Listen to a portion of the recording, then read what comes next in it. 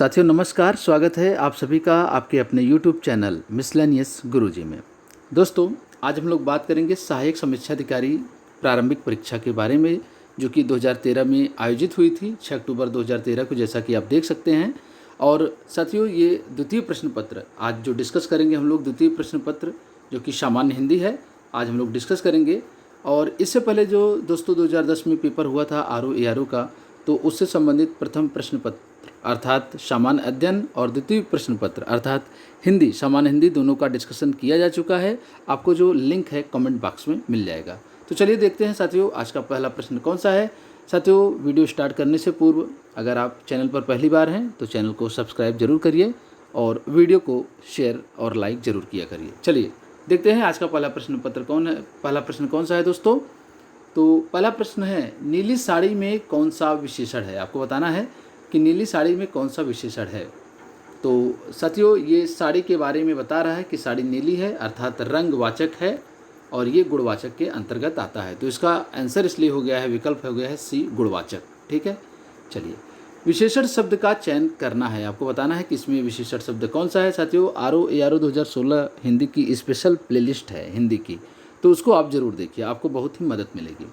विशेषण शब्द का चयन करना है, आपको बताना है कि इसमें से विशेषण क्या है। ठीक है, सरपंच, प्रपंच, पहुँच या फिर पाँचवा।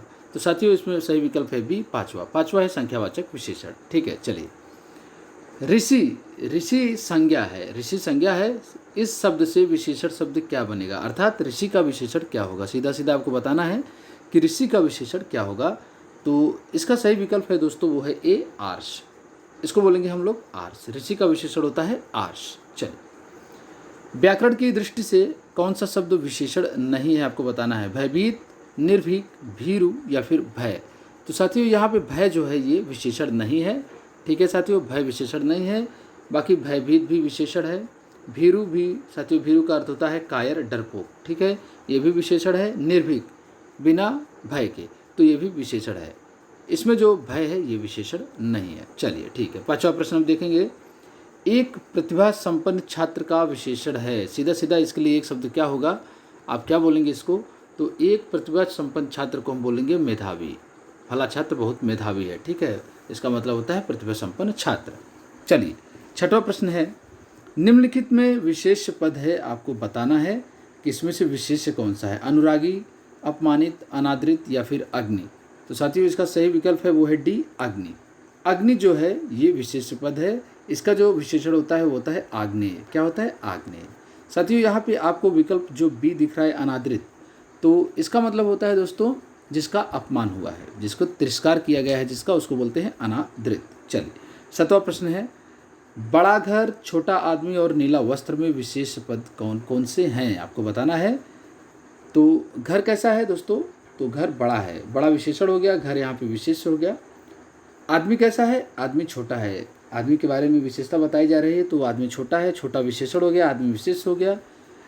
नीला वस्त्र, कपड़ा कैसा है, वस्त्र कैसा है, वस्त्र नीला है, तो नीला विशेषण, वस्त्र जो है विशेष हो गया। तो इसमें पूछ रहा है आपसे विशेष पद कौन कौन से हैं, तो घर, आदमी और वस्त्र, ये सभी विशेष पद हैं, सी। चलिए आठवां है, विशेष शब्द बताना है आपको। रामलला, रमापति, सीताराम या फिर बुद्धिमती स्त्री। तो दोस्तों इसमें विशेष पद है वो है सीता भी विशेष है अर्थात संज्ञा है, राम भी विशेष है।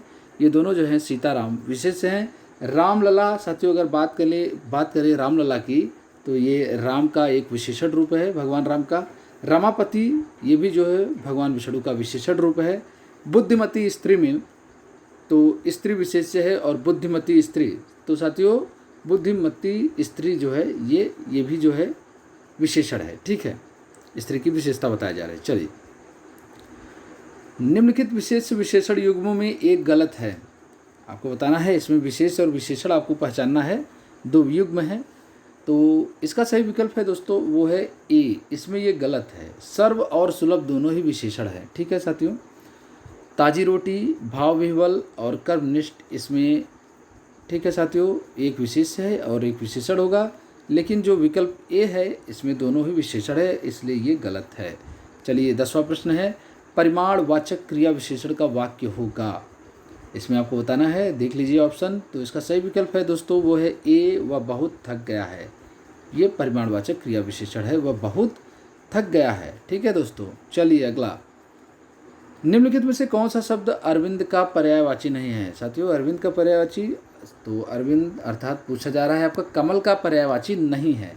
ठीक है। जलज, ज मतलब होता है साथियों किसी से उत्पन्न होना, तो जलज मतलब जल से उत्पन्न होना, तो जल से क्या उत्पन्न होता है साथियों? कमल। अम्बुज, अम्बु का अर्थ होता है साथियों पानी, तो पानी से उत्पन्न वही हो गया कमल। पंकज, पंख मतलब कीचड़, ज मतलब उत्पन्न होना, कीचड़ से उत्पन्न अर्थात कमल।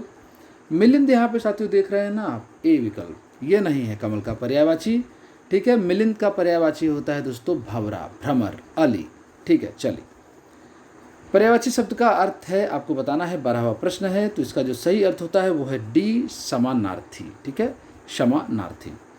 यमुना का पर्यायवाची आपको बताना है कालिंदिनी, भागीरथी, कालिंदी या फिर यामिनी। तो भागीरथी तो गंगा जी का होता है, कालिंदी यमुना का पर्यायवाची है, यामिनी बताना है किसका पर्यायवाची होता है। ये आपके लिए हो गया साथियों, ये आपके लिए है। चलिए 14वां है, निम्नलिखित में से कौन सा शब्द निशीथ का पर्यायवाची नहीं है? आपको बताना है कि कौन सा शब्द निशीथ का पर्यायवाची नहीं है। रात्रि, रजनी, निशा या फिर तम। तो साथियों इसका जो सही विकल्प है वो है सी, तम। ठीक है, ये निश्चित का पर्यायवाची नहीं है। निश्चित का अर्थ होता है मतलब रात, तो रजनी का मतलब भी रात, निशा और रात्रि ये सभी निश्चित के पर्यायवाची है। तम का मतलब होता है अंधकार या अंधेरा। सूर्य का पर्यायवाची है, 15वां प्रश्न है, आपको बताना है। तो सूर्य का पर्यायवाची आपको बताना है, इसका सही विकल्प है वो है बी, मार्तंड। क्या है? मार्तंड। क्रोध शब्द का पर्यायवाची बताना है आपको, क्रोध शब्द का पर्यायवाची बताना है, तो इसका सही विकल्प है दोस्तों वो है बी, अमर्ष। क्या है? अमर्ष। साथियों हिंदी को बहुत ही अच्छे से डिस्कस किया जा चुका है, उसके लिए प्लेलिस्ट है, आपसे साथियों मैं गुजारिश करता हूँ उसको आप ज़रूर देखिए। ठीक है, चलिए। बिजली शब्द का पर्यायवाची नहीं है, आपको बताना है बिजली शब्द का पर्यायवाची नहीं है दामिनी, तड़ित, चंचला या फिर वितुंडा। तो इसका सही विकल्प है दोस्तों वो है ए, वितुंडा। ठीक है, वितुंडा का साथियों आपको बताना है। चलिए छोड़िए साथियों, हम बता दे रहे हैं वितुंडा का, ये हाथी का पर्यायवाची होता है। ठीक है, हाथी का पर्यायवाची। इसके अलावा दामिनी, तड़ित, चंचला ये सभी बिजली शब्द के पर्यायवाची हैं। ठीक है दोस्तों, प्राची का पर्यायवाची शब्द क्या है? प्राची का पर्यायवाची शब्द क्या है? तो इसका मतलब होता है, इसका पर्यायवाची है वो है पूर्व। प्राची का पर्यायवाची शब्द है पूर्व। ठीक है। तरंग शब्द का पर्यायवाची क्या है? अर्थात लहर का पर्यायवाची क्या है? पुष्कर, पुष्कर तालाब का होता है साथियों। जलधि लगा है, ये समुद्र का पर्यायवाची हो जाएगा। उर्मी, उर्मी जो है ये पुष्कर शब्द का पर्यायवाची है। ठीक है। कूल का पर्यायवाची क्या है साथियों? कूल का, ये आपके लिए है। ठीक है। जंगल शब्द का पर्यायवाची क्या है? प्रमोद, कांतार, दिव्य या फिर विश्रांति। तो इसका सही विकल्प है वो है सी, कांतार। कांतार जो है जंगल शब्द का पर्यायवाची है।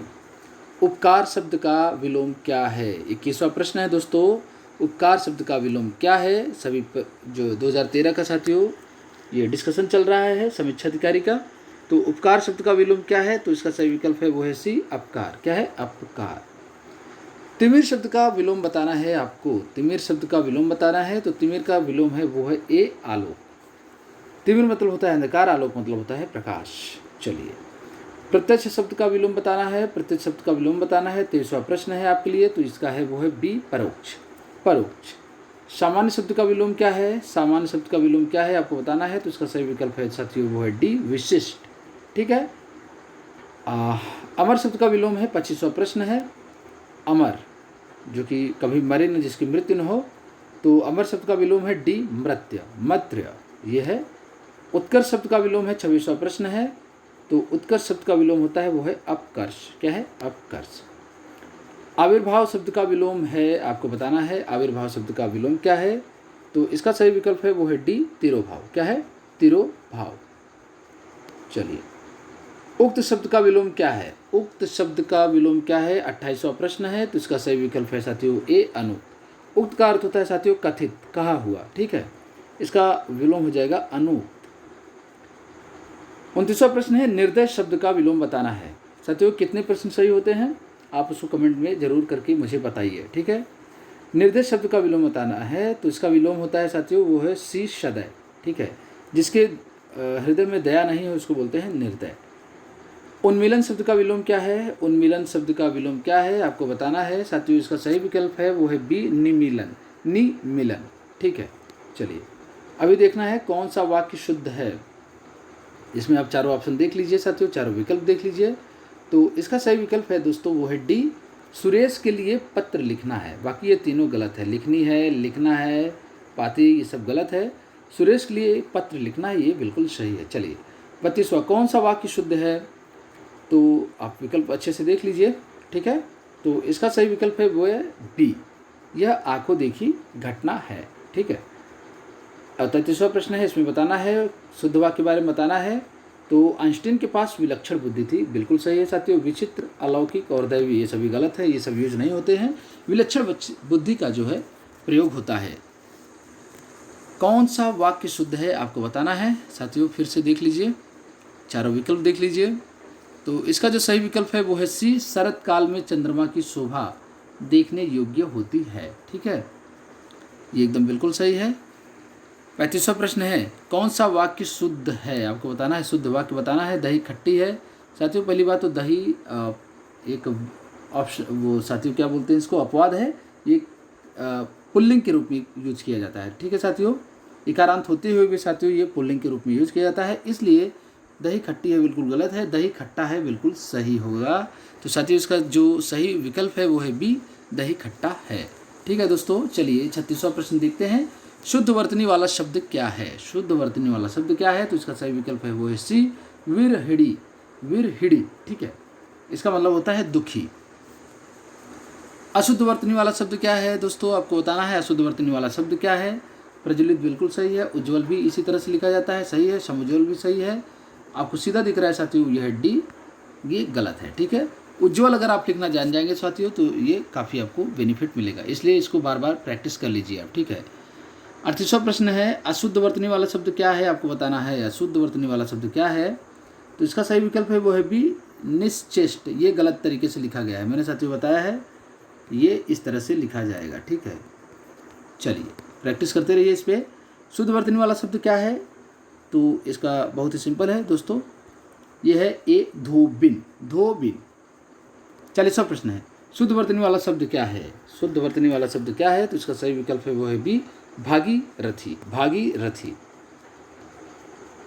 अब उपयुक्त शब्द बताना है साथियों, जो छेड़ न हो सके उसके लिए उपयुक्त शब्द क्या है, ठीक है, जिसका क्षय ना हो सके अर्थात, तो इसको बोलते हैं हम सी, अक्षय, अक्षय इसको बोलते हैं, ठीक है। बहुत अधिक बोलने वाला व्यक्ति को क्या बोला जाता है? ऐसा व्यक्ति जो बहुत बकबक बोलता है उसको क्या बोलते हैं साथियों? इसका सही विकल्प है वो है डी, वाचाल, इसको बोलते हैं हम लोग वाचाल, ठीक है। जिसका इलाज ना हो सके उसके लिए उपयुक्त शब्द क्या है साथियों? तो इसके लिए उपयुक्त शब्द है वो है असाध्य, ठीक है। 44वां है, जिसे जीता ना जा सके उसके लिए उपयुक्त शब्द क्या है आपको बताना है, जिसे जीता ना जा सके, तो इसको बोलते हैं हम लोग अजय, क्या है, अजय।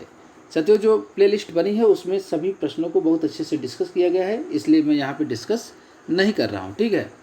जिस स्त्री का पति जीवित है उसके लिए उपयुक्त शब्द क्या है? तो इसके लिए उपयुक्त शब्द है वो है बी, सधवा, ठीक है। 46वां है, जिसका जन्म छोटी जाति अर्थात निचले वर्ण में हुआ है के लिए उपयुक्त शब्द क्या है? इसको हम लोग क्या बोलेंगे साथियों? इसको बोलेंगे हम लोग सी, अंत्यज, ठीक है, अंत्यज, ठीक है। अंडज क्या होता है? जो अंडे से जन्म लेता है, ठीक है। जो सब कुछ जानता है के लिए उपयुक्त शब्द क्या है? 47वां प्रश्न है, जो सब कुछ जानता है उसके लिए उपयुक्त शब्द क्या है? उसको हम लोग बोलते हैं सर्वज्ञ, सर्वज्ञ। 48वां है, जिसके सिर पर चंद्रमा हो के लिए उपयुक्त शब्द क्या है? अर्थात भगवान शंकर की बात हो रही है, इसका सही विकल्प है चंद्रशेखर, जो अपने सिर पे चंद्र को धारण करते हैं, चंद्रमा को। चलिए 49वां है, जिसके हृदय में ममता नहीं है के लिए उपयुक्त शब्द क्या है? जिसके हृदय में ममता नहीं है तो उसको बोलते हैं साथियों हम लोग निर्मम, निर्मम, ठीक है। जिसके हृदय में दया नहीं है उसको बोलते हैं साथियों निर्दय, ठीक है। 50वां है, तिलक लगाने में किस अन्न का प्रयोग उपयुक्त होता है? प्रयोग होता है साथियों, बोलना चाहिए, तिलक लगाने में किस अन्न का प्रयोग होता है? उसको बोलते हैं अक्षत अर्थात चावल, ठीक है। 51वां प्रश्न है, तद्भव शब्द निर्दिष्ट कीजिए, बताना है आपको तद्भव शब्द क्या है? विद्या, कूप, व्योम साथियों ये सभी तत्सम है, आधा जो है तद्भव है, इसका तत्सम होता है अर्थ।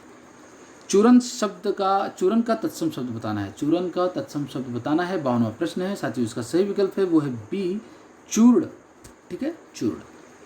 कौन सा तत्सम शब्द नहीं है साथियों? तो इंदु, मनोज, दिनेश ये सभी तो तत्सम है, रात जो है तत्सम नहीं है, इसका जो तत्सम होता है वो है रात्रि, ठीक है, रात्रि। 54वां जो प्रश्न है वो है तिक्त का तद्भव क्या है। तिक्त शब्द का तद्भव क्या है, तो इसका है तीता। ठीक है, तीता। ससुर का तत्सम शब्द बताना है, ससुर का तत्सम शब्द बताना है, तो इसका सही विकल्प है वो है सी, श्वशूर। श्वशूर।